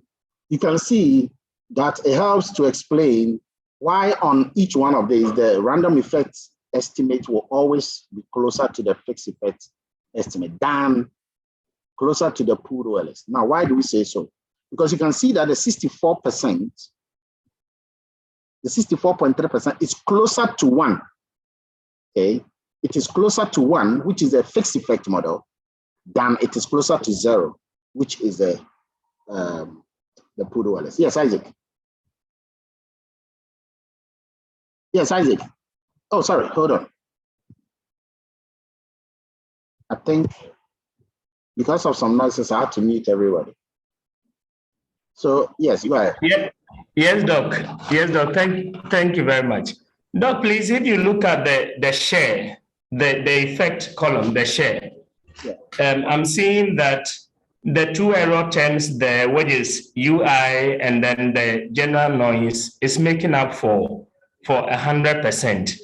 However, in the composed error, I think there are 3 of the error terms that are making up the overall composed error. The lambda seems to be missing here. Is there any reason to that, please? Yes, because the lambda has been captured down there. The time factors have been captured down there. No, okay. It's a time dummy. Okay. Okay. So that has been already captured in the coefficient column. So you have okay. Okay. Oh, okay. Thank you very much. All right. So the 64% means that the feasible GLS estimator can be obtained from the transformed regression 64% of the times. Okay. And what this means is that a large percentage of the total error variation is attributable to the theta. Remember, the theta is for the individual specific effect. Okay, it is for that. It's just relative to the noise term. Okay, we've already said this before multiple times. In the random model, the feasible GLS uses the theta, the estimated theta, which is what we have in place of the theta. And when theta is 0, we have pooled OLS, and when it is 1, we have a fixed effect. And we said that in real life, it is neither 0 or 1. Okay. So take note, the 64% is just telling you the percentage contribution of the individual specific or worker specific factor, okay, in the error term relative to the noise, in the composed error relative to the noise. All right, so look at the panel result that we have, okay, and you can estimate the panel result as well using different kinds of models, random effect models, because there are different kinds of random effect methods. Let me just show you quickly on the slide. You can do this on your own, okay, because I don't want to run all of them. So this is the original one that we just estimated. Okay, and you can estimate it by specifying the particular random method. We have the Amemiya method, we have the Walhus. These are different people who are proposing different random effect methods. We have the Nelov method. Okay, I'm just showing you the method, and then we have the usual, what do you call it? The two-way random effect method. Okay, you have them there. For the method, for the random method, this previous one is the same as this one, but I've just included the 2 ways for that one. You can estimate different kinds of this model that we have spoken about. Okay, so we finished. We finished all the models. Now, which one should we select? Okay, what are the models that we have spoken about? Well, we have spoken about the pooled OLS. We have spoken about the first difference. We've spoken about the least square dummy variable. We've spoken about a fixed effect. We've spoken about a random effect. Which one should we go for? Well, the one you go for would be dependent on certain tests. And again, if you check some of the papers I have written, and then some of the papers my postgraduate students have been doing, you will see that we do all of these tests all the time. Okay, so you want to do them all the time. The first thing is the pullability test. Now, the pullability test is going to tell you whether you should use the pooled OLS or you should not use it. And I think one of you guys asked that question some time ago. Okay. So the pullability test, we are going to do that. Okay. The question is, should we use the pooled OLS? The null hypothesis says that the data is pullable. That is, pooled OLS is good. The alternative hypothesis says the data is not pullable. That means the pooled OLS is not good. If you run the model and the p-value is less than 5%, you reject the null, which means that you can't use the pooled OLS. You can't use it. And so you need to use some variable components model. So let's run it and see. So you remember we have already estimated our pooled OLS. So I'm going to do the pooled effects. Okay, I'm going to do the pooled effects pool test here by running this command to see what the p-value will give me. And this is after you've run the pooled OLS. Okay, this is after you run the pooled OLS. You can do it directly or you can do it indirectly. Okay, let's do that. You can do it directly or you can do it indirectly. I'm going to just run one where we are not using all the variables. Okay, I mean, I'm just omitting some of the independent variables. So let me just run this. Okay. So I'm doing the pooled OLS straight away. Okay, so Kofi has a question. Yeah, Kofi, unmute yourself and ask a question. Thank you very much, Doc. Good morning. Please, on the slide you just showed, we are conducting the pool test, and I noticed that for the model, we are used within. I think when we're doing the pool OLS, we use pooling. So I wanted to find out if there's any specific reason for that. The model. Yes, please. Okay, let me see.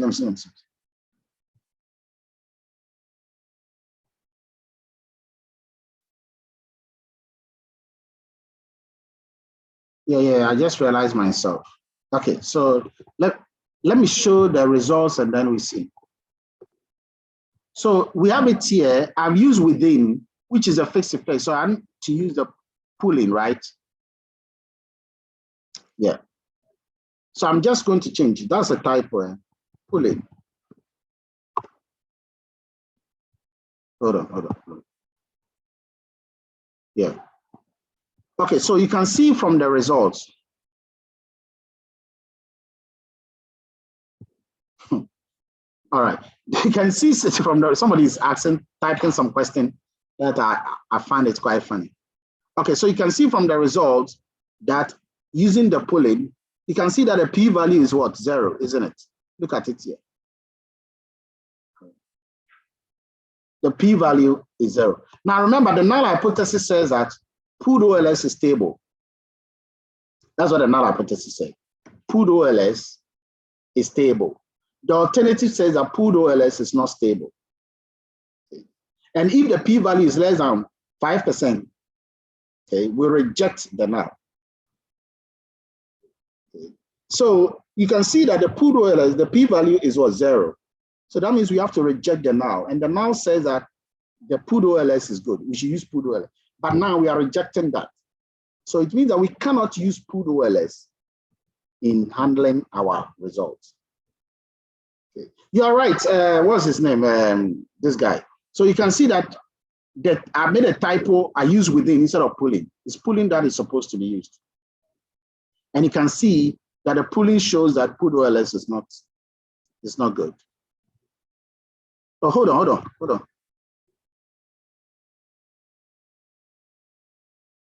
Yeah, pooled OLS is not good. If I had made a mistake and then used the within that I have up there, okay, I would have concluded differently because you can see that one, the p-value is 1. So here the p-value is 0, okay, which means that we have to, and again, remember that I've just used some few variables, okay, education, experience, union. I didn't even include the time element. But pooled OLS is not the best. So we'll present our pooled OLS result and we'll now add the poolability test to indicate that that one is not supposed to be the one to go. Let's use the whole data set. Let's use the whole data set. And then this time, and I mean, let's use the one that includes the time. Okay. So again, you have to check the model and use the pooling. And I'm going to run the pool test with the whole data set, this time using all the time elements. Okay, so sometimes you may have some challenges because of the time element and other things, okay? Because it can be applied only to factors with 2 or more levels, with 2 or more levels. So because this one has the dummies. You see the dummies here, where is that? The dummies here for union, for married, for ethnicity and all of that, they have 2 or more levels. But this one, the time dummies don't have 2 or more levels. And so because they are just time dummies. And so because of that, it doesn't really run that. However, we don't need that to make a conclusion. Okay. What we need is the first one. That is why I actually omitted that one earlier. So that's the first test you do, poolability test. The second test you do, okay, is known as, and again, I expect you to be following. Some of you might not be following, but those that are following will benefit. The second test is known as individual and time effect test. Okay. What is a null hypothesis? The null hypothesis is that the unit fixed effects make no difference. And the alternative is that it makes a difference. In other words, you want to test for whether individual specific factors are making effects or whether time-specific factors are also affecting the results. That's all. You want to test for that. Okay. So the test you use is this. So I'm going to run that on the pooled OLS. So this is a pooled OLS as we know. Okay. Suppose I run this pooled OLS and I'm done, okay, with that. I will now use PLM test, okay, and then type two-way for the effect. Watch it. Two-way for the effect. The Bruch-Pagan is one of them. And of course by this guy. And then you have another way of changing the type. The type is either DP for Bruch-Pagan, GHM for Gororox, Holy, and Monfort, okay, KW for Kin and Wu, and then all of that. You can change even the effect. You can use, under the effect, I am using two ways. So that means I'm capturing both the individual and time effect. I'm testing whether individual factors are having an effect or time factors are having an effect. That's all I'm doing. I can change it and say, I want to check only the individual. I want to check only whether the individual, or I want to check only time, whether time matters. Okay. Whether time matters or whether the individual factors, unobserved factors matter. So any one of them. And then the different types of the estimation test can be used using these people. So I'm just going to copy this one here and just use that to test whether individual specific factors and time specific factors, they matter at all in our model. That's all, whether they matter at all in our model. So we go to the R and then we run this model. Okay, and this is a result. Look down there in the result. So I'm using the Gororox et al. For balanced panel approach. Okay. You look at this is a chi-square distributed test. And you can see that it is 303,202. Okay, and the p-value, which is the most important thing, is 0. Okay, look at the p-value down there. The p-value is 0. What does that tell you? Okay, when you get the test and then you realize that the p-value is 0, and again, I did mention that the null hypothesis says that the effects don't make any difference. And now you get a p-value of 0. When you get a p-value of 0, you are rejecting the null hypothesis. All right, you are rejecting the null. The null says these individual and time effects, they make no difference. You are rejecting that null. So what are you concluding? You're concluding that individual specific factors and time specific factors, they are there in this model. They are making an effect in the model. Okay, so you use this test to now indicate that they are there. And you see, they being there is even the reason for the fixed effect model or the random effect model. Okay, so they are causing an issue. That's the point. They are causing issues because the p-value is what? 0. And therefore, that will help you to go ahead to estimate the other models that we're about to estimate there. Okay, so let's go to the next test. The next test is a test between random effect and then fixed effect. Which one should you go for? The test for random effect and fixed effect is known as the Hausman specification test. I'm a little bit faster because of the time. It's called the Hausman specification test. Sometimes it's called the Debin-Wu-Hausman test or anything. It's simply to tell you whether you should go for the random effect or the fixed effect. It is always good as an academic to nicely write a Hausman test statistic. And this is a test statistic. Learn to write it. Bring it into your thesis. Bring it into your model. Let somebody know you know what it is. You understand? You are a champion doctor, so you got to know what it is. So beautifully run the model, run the test, write the test. It's called H, which is equal to the beta of the random minus the beta of the phase, okay? And then there are variances, the covariances, and all of that. Okay? It is distributed as a chi-square distribution. That's what you see at it. So run the test, write it down. Okay? It's nice to write it down. And there are several details of the test. Okay? Some have connected the test details with two-stage least squares. Okay? When you are estimating two-state least square and determining whether to incorporate instrumental variables or not. It's been connected to deal with heterogeneity and all of that. I'm not going to go into all of those details. Those are things we shall do under systems and the difference GML.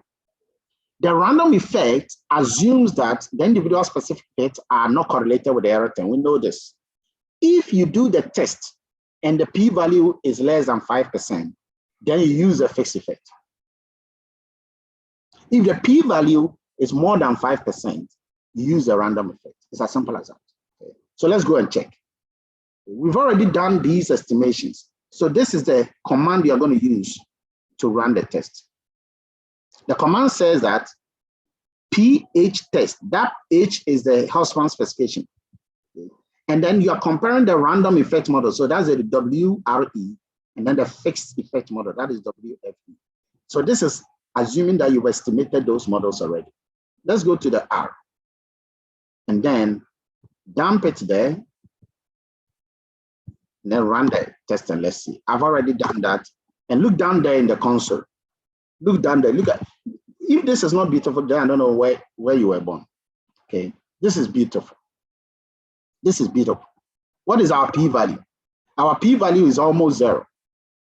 And if the p-value is significant like it is, we use what? The random effect. If the p-value is not significant, we use what? If the p-value is significant, we use a fixed effect. If it is not significant, we use a random effect. So you can see that based on this, type it for me. Should we use FE or RE? Type it for me. Should we use the FE or the RE? Everybody should type your answer for me. Are we using the FE, the random fixed effect, or the RE? Remember, the fixed effect is suitable when all the individuals' specific factors are correlated with the predictor. The random effect is appropriate when the individual specific effects are not correlated with the predictor. Which one should we use based on this? Is it a fixed effect or random effect? That is it. You are correct. It is a fixed effect. So what this test tells you is that you use a fixed effect to do your discussion. So that is, but then it doesn't mean that you can't bring all the rest. You can bring all the rest, like I've already said, in the table. But you just use the fixed effect in this context to do. But you see, remember, we rejected the pooled OLS when we worked it. Do you remember? We rejected the pooled OLS, so we are not using pooled OLS. Okay, but we'll bring the pooled OLS result. We now come to fixed effect and random effect. Now we have to use what? Fixed effect model. Okay. Let's go to another test that we can do. Let's test for random effect versus pooled OLS. Now, in our context here, this is not necessary because we already know that between the random effect and the fixed effect, we are using the fixed effect anyway. So we are using the fixed effect means we are not using the random effect. And we've already done pullability test that shows that the POLS, the pooled OLS, is also not. So why are we going to test for random effect versus fixed effect? Well, I still need to show you how to do that because what if the tide has changed? The whole thing has changed and turned around. So this is a command you need to use. So this is PLM test W POLS. This is an LM test to check whether we should use fixed effect, random effect or pooled OLS. This is it. I'm just going to run that. Random effect versus pooled OLS. Which one should we go? If we were to deal with them, random effect versus pooled OLS, which one? Look at it. Look down there. Okay. Random effect versus pooled OLS, because we have the whole thing's already done. Okay, which one? Okay. So based on this, you would have realized that we would have gone for random effect. Okay, why? Why? Because the p-value is less than 5%, 0. So since the p-value is less than 5%, the random effect will be selected. Okay. Remember, this test is a test for the random effect based on the OLS residuals. So if the test is significant, That's when we use a random effect and not the pooled OLS. And in this case, the test is significant. It's called the LM test, okay? The Lagrange multiplier. See, it's actually the Bruch-Pagan Lagrange multiplier test. And you can see that here, Lagrange multiplier test, okay? And since it's significant, we go for the random effect. Now let's do it between the pooled OLS and fixed effect. So I'm going to do the same thing, but this time I'm going to compare it with fixed effect. You know, I just did it with random effect. Okay. Sorry, let's say I'm going to compare it with fixed effect. No, I mean with random effect. There's another way of comparing it to random effect. Instead of this, you can do this one too. Watch it. You see the one in the bracket is W POLS. You can change it and do WRE for the random. Okay. And again, that's another way of looking at it. Again, you can see that that one too is what? It's also significant. So again, we use the random effect. Okay. So actually, we should have done this test first. Okay. But again, you don't know which one is going to give you the results you want. That's why I was doing it intermittent. So that is applying the comparing fixed effect, sorry, comparing random effect versus pooled OLS. What about comparing fixed effect versus pooled OLS? What about that? Okay. That one, you use this command. Look down, command number 48 here. So this is, let me just show you here. This is comparing fixed effect, okay, and pooled OLS. Okay, it's called F test.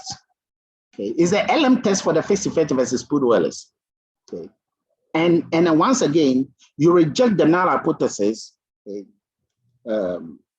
anytime the statistics is smaller. So let's go and run the test. And again, I'm using WFE and then W POLS. So you can see that there. And look at the p-value. Okay. The p-value is 0, which means that you reject pooled OLS and go for the fixed effect. Reject and then estimate the fixed effect. So ideally, I should have done this test before coming to the other one. So comparing, the most important thing for you to understand is this, and I just want to write something here as a conclusion. Okay, conclusion. That you are checking for poolability. Okay, that's the first one. Then you compare random effects versus pooled OLS. Then you compare fixed effects versus pooled OLS. And then finally, you come and compare these two. You compare random effects versus fixed effect. This is the Hausman test. This is a Hausman test, but this one is a Lagrange test, Lagrange multiplier test, Lagrange, and then this one is the F test for individual effect. Okay. So you do all of these tests and you will know which model you are now finally settling on. Okay. All right, now based on all this, let me see whether somebody has been listening all this while. Based on all these, which model should we finally go for?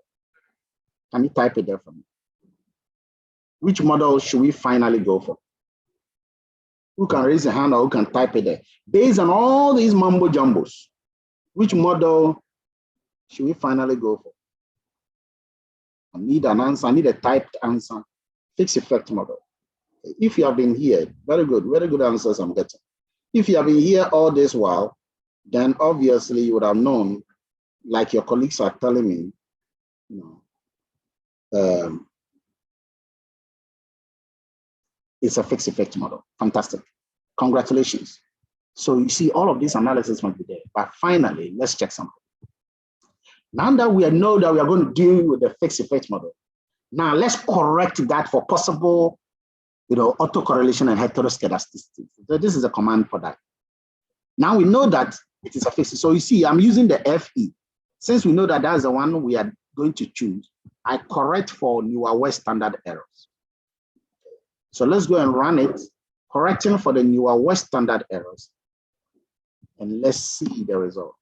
So remember, that this must be done, you know. And look at that.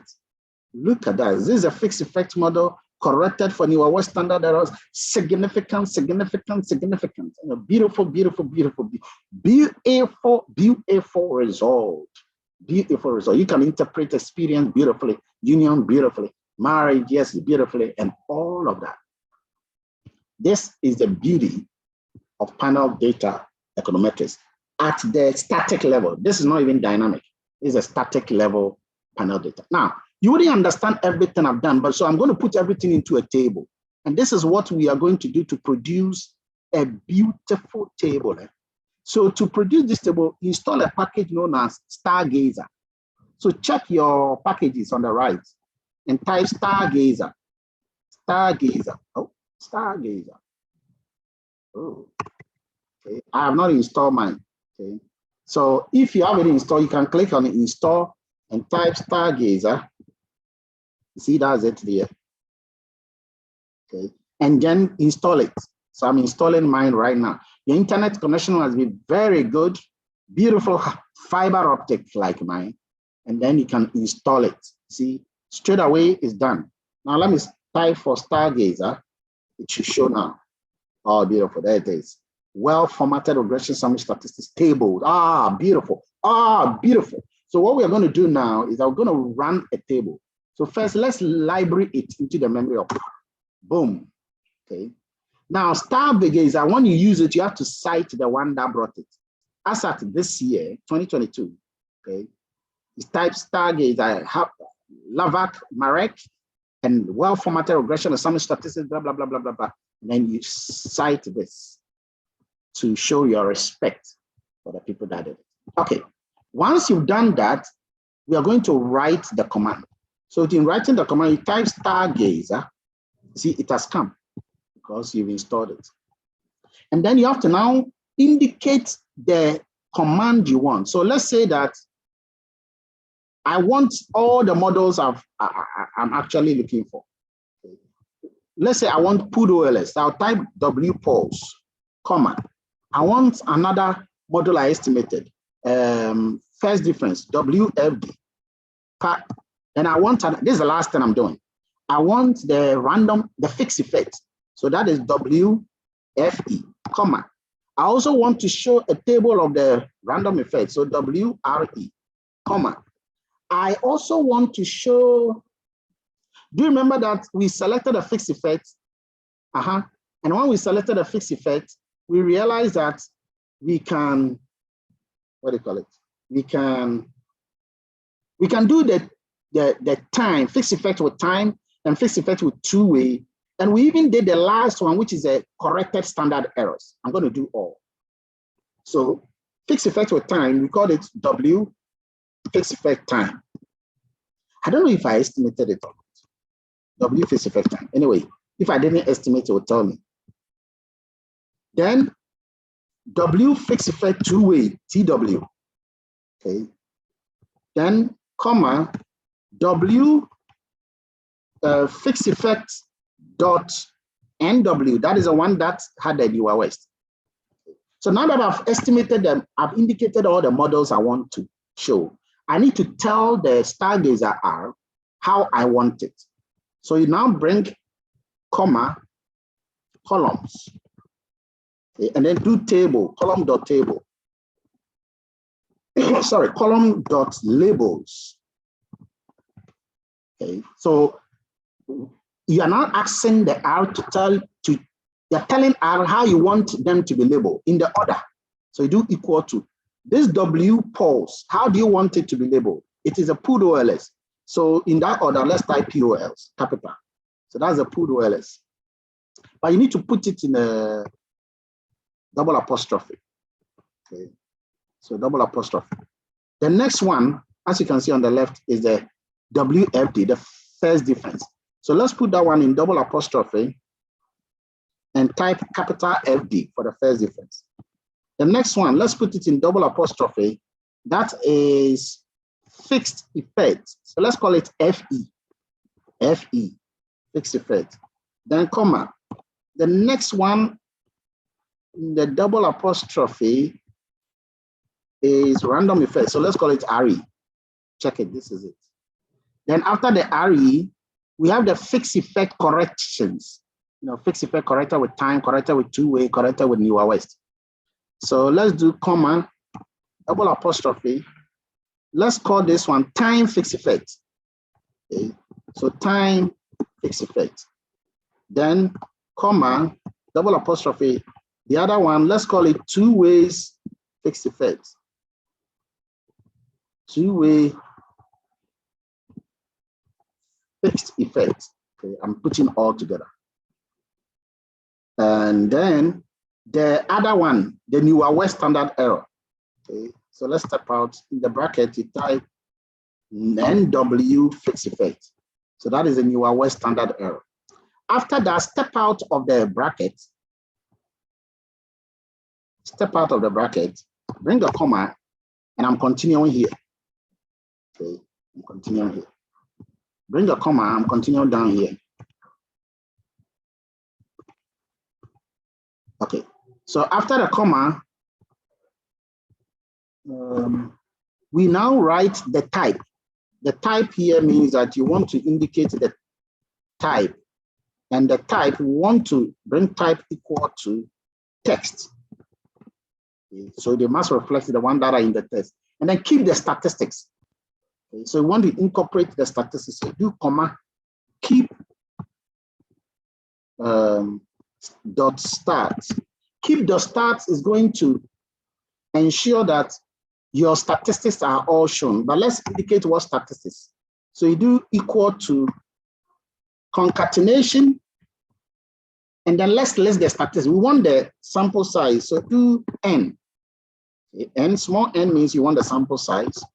You can do others. R square, RSQ. You want R square. So let's do, and these are all in the stargazer. When I show these results, you're going to see how beautiful it is. You don't need to export beautiful. This is good. Okay. If it's not good, then I don't know what else is good for you. Then you do double apostrophe F. And finally, you do double apostrophe LL. These are some of the Akake information, DIC, and all of that. We want to do all of that. I just want to do all of that. The wild test, all of these things can show that. Okay. I just want to do that quickly. All right. So I'm done. I've just added the AIC, the BIC, the log likelihood ratio, everything. I'm going to run the results. And may the good God be with all of us as we show the results. Okay. That's a mistake. So it's unexpected something. Let's see. Let me check it again. Don't worry, we'll get it right now. And I know we'll get it right now. Yes, Kofi Boateng can ask a question. I think the first one I've noted is that the column node. I know that you've corrected it now, but it didn't have an M. Okay, it should be there. Yeah, it is coming. It is coming. It is coming. Look on the bottom right. Oops. This is values for true or false. Let's see. Let's see. It should show. It should show, and you should see the beauty of it. It's just incredible. Okay. The F wasn't put in a double apostrophe. The two ways was not in a double apostrophe. Okay, let's see. Type blah blah blah blah blah blah blah. Okay, so now let's run it and see. It should come. Beautiful. Beautiful. If this is not beautiful, I don't know what else is beautiful to you in this one. So look here. Let me go to the beginning and see how the table looks wonderful. Watch it. Watch it at the top. You see how it shows you the results? Look. I mean, come on, this is good. This is good. Okay. let me just go to the beginning and then you can appreciate it even more. Okay. So remember, it starts from the POLS. All right. It starts from there. Let me show you the result. So it starts from the POLS. So that is number 1 here. So you see the POLS, and it tells you education under the POLS. It gives you the estimate and then the standard error. The estimate and the standard error. You see the first difference. It has omitted some of the variables for the first difference. Fixed effect. It has omitted education and education experience because those were assumed to be what? This, let me just see whether I can use a smaller view, okay? Because this bigger view, zoom out. I can do proper zoom out again. Yes, now look here. Look here. If this is not beautiful, I don't know where else you've been in the world, okay? If this is not beautiful, let me just go down. Look at that. And look at the top. The top even tells you that dependent variable, okay? Dependent variable. Oh, I'm telling you. So you can see that the pooled OLS is the first one on the left, is model 1, it's given a number of 1. Then the first difference is there. The variables that they didn't incorporate are here. The fixed effect is there. The random effect, and you see, it's telling you log of wage, the panel data. It's telling you the dependent variables name. And then the random effect is there. The time effect, the time fixed effect is there. The two-way fixed effect is there. Then the fixed effect with Newer West. I can't see that one. Okay, so that's the last one here. And you can see it from there. That's a robust Newer West. Okay, the robust Newer West is the last one. And they call it, what do you call it? Let me make this thing smaller again, and then you see that it now gives you the other beautiful factors that you need. When you submit this one finally to a journal, after you've discussed it, I mean, if that one doesn't look beautiful, then I don't. And look at the bottom. For each one of the time dummies, they are all shown. And finally, look at the bottom. The number of observations have been given for each model. The R-square have been given for each model. But the Newer West won't give you the R-square because it's just correcting for heteroscedasticity and autocorrelation. The F statistics have been given. All necessary items that must be given have been given in there. And that for me is the final arbiter. That is the beautiful thing, okay, that we have shown the whole of today. So let me show you the final results here.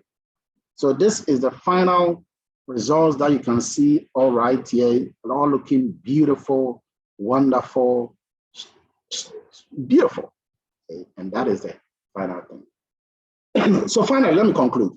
The coefficient on education, Black, Hispanic, all of them are similar for the pools. These are some of the things you can see about your results. Okay. You can talk about the marriage, you can talk about the other interpretations and everything, the unobserved effect. You can discuss the tests as well. Okay. So next time what we are going to do, we are going to look for other tests that you need to show in the model, and then how you can fix all of those tests. In the panel data regression, how you can handle top tier. We will look at 3 different ways of handling heteroscedasticity and autocorrelation at the same time.